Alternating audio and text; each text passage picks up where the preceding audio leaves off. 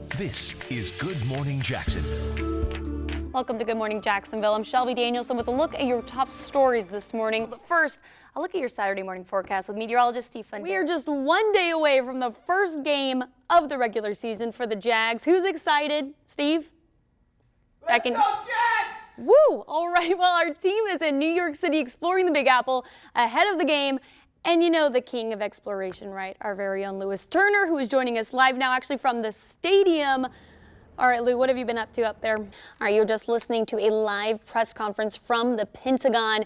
Just to go over some of their main points, they said that their main goal is to defeat ISIS. Of course, they do not want to be involved in the civil war that's going on right now. But of course, Assad's actions, they're calling them unacceptable, and they can't stand by and let that happen. They believe they've attacked the heart of their chemical weapons program. One of their core sites that produces chemical weapons, they said, is no longer in existence. They said they successfully hit the 3 targets overnight. We're looking into President Trump's claims about the pay increase coming to military service members. You may have heard about this. He says that this is the largest pay increase in about a decade for our country. The Jacksonville Sheriff's Office is making changes to better communicate with people who are deaf or hard of hearing. Friday night, officials announced a breakthrough in this case. Wow, it is a beautiful day outside if you have a chance. There's music coming from One Spark just down the street at Daly's Place.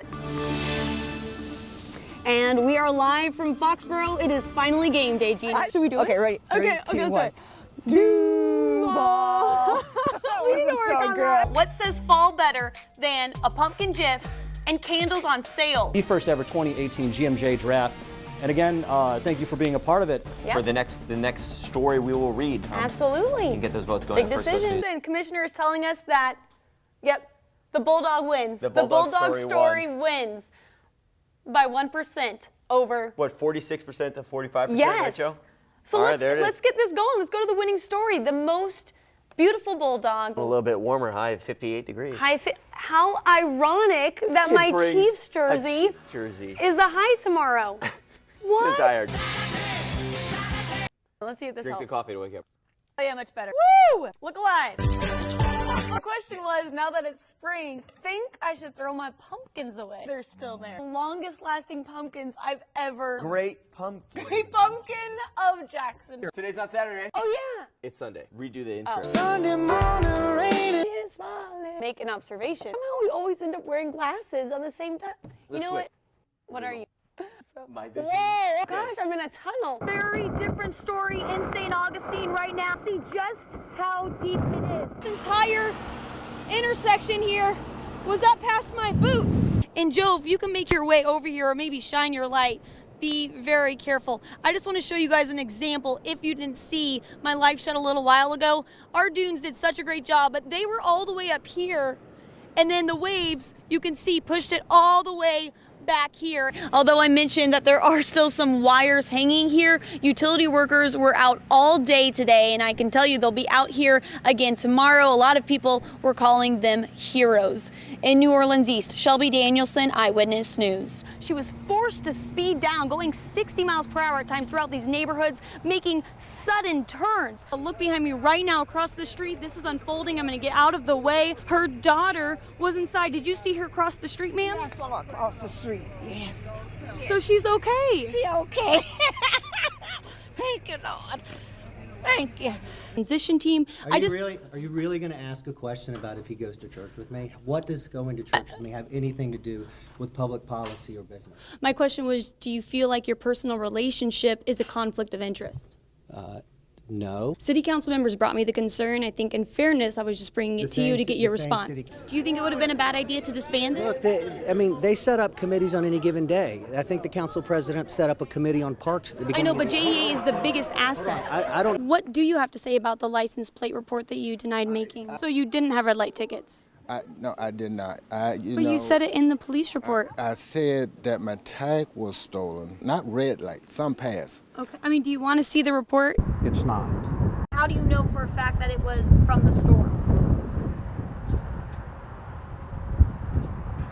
I don't know. Absolutely. I'm trying to get answers. We first told you at 5 about the 10,000 gallons of wastewater that spilled out of this lift And I can tell you, since we've been here, the stench has grown a lot worse. It happened in less than 2 feet of water, and our own Tim Deegan, I'm gonna bring him in because Tim, you were here just this morning. Did you see any sharks? Several witnesses describe an action-packed 20 minutes here at the airport. They described about 6 officers running down from the front of the airport and then coming down here to TSA. They went through and around security, according to witnesses, in an effort to stop and catch that suspect before he could make his alleged getaway. I want you guys to take a look at this bus stop. This is where a lot of people hop off, and when they do, they really only have one direction to go. The sidewalk may go that way, but this is the direction most people are going. Last night, this church here was hosting a service, and the congregation had to be escorted out by police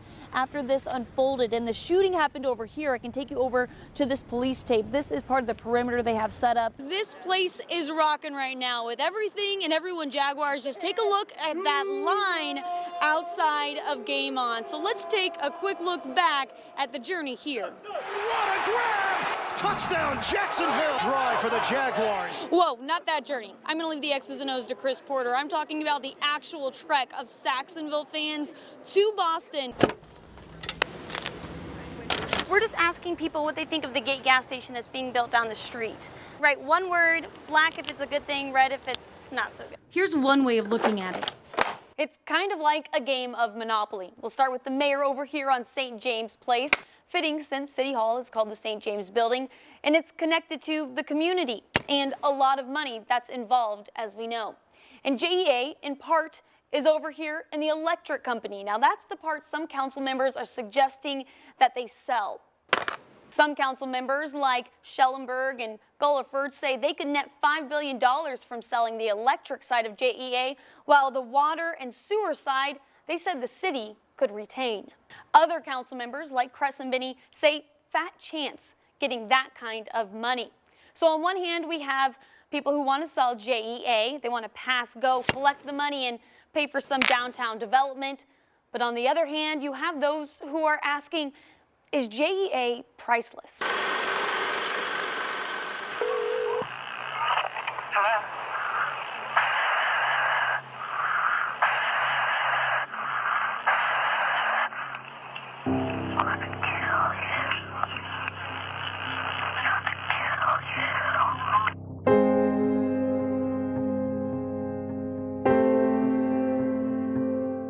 The magnitude of this case demanded that it be solved.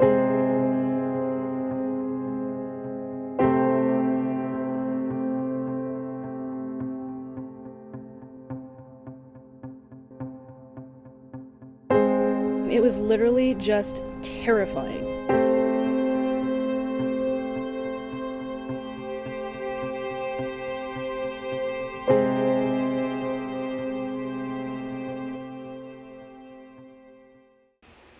First of all, my daughter must have been a very brave girl at that moment, and she probably fought him off. I left for vacation and gave her a kiss goodbye. That was the first time Diane Stein left her daughter home alone overnight. It was the last time she ever saw her. This is one of the situations where they call you in the middle of the night and give you the news that your daughter has just been murdered. She was in Mexico with other family when that call came in. I want to go home and help my daughter, but she's not alive. But that's the first thing a mother thinks. Oh, I want to go home real quick. 3,000 miles away, she was helpless. I cried all the way home. Janelle was her firstborn, just 18 years old at the time. She was happy, finally. Do you know what she wanted to do? She didn't talk to me yet. We got robbed of all those things. I robbed my daughter of her sister sharing their children in life. Diane can remember strange phone calls in the weeks before the murder. He did it in a child's voice that was some kid just fooling around.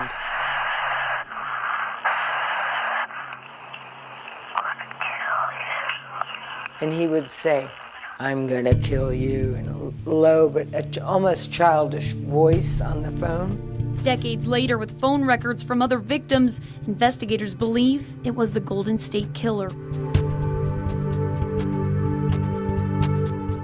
He usually watches people for a little while. He got in through my slider. Was it locked? I thought it was, but she had just called a friend and heard a noise. Janelle was found by their realtor the next evening. Walked in with somebody to show the house. He found her on the bed, dead. Officers say she was bludgeoned to death in their Irvine, California home. Tied him up with marine knots and laid him there and raped him and did whatever he wanted to do to him.